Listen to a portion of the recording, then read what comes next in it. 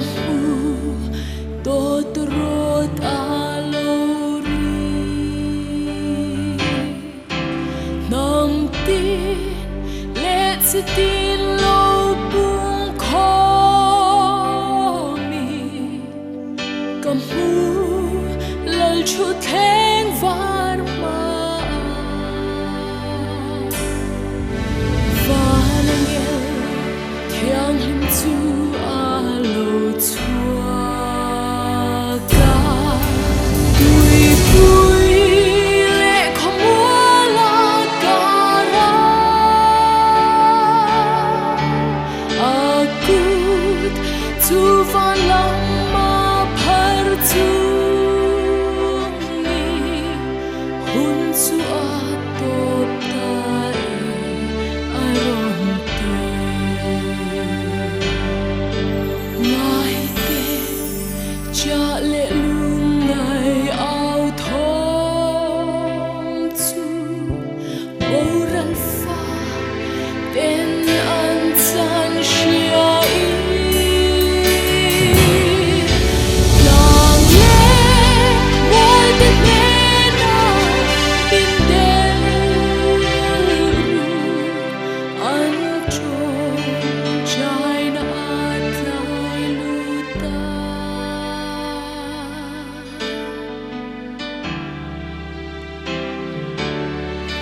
ni ho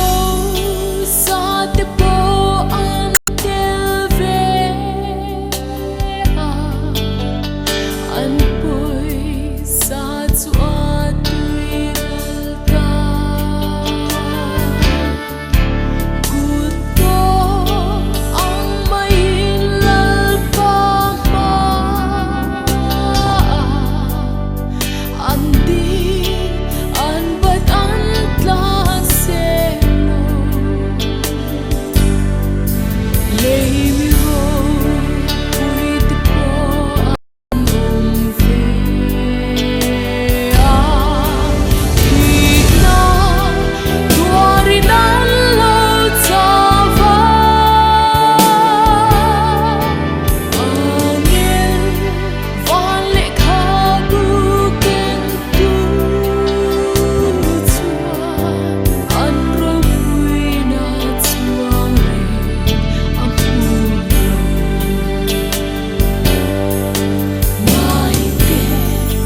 cha le lung ngai ao thom chu moral fa ten an san shia lang le wal de na in del an chong chai na atlai luta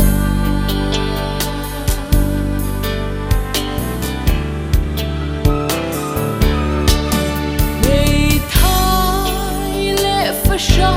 te an o lalpan an dil na ngai kha vana lungai om to lo na bitui zong a shu fai to ang oi sa khen jing te le zu rui mang te an te na su in tur shal tu le an te na su sor phal na pe tu le shem na an liam tam ta ya la mani cha in ti tok te po chu an tel an chat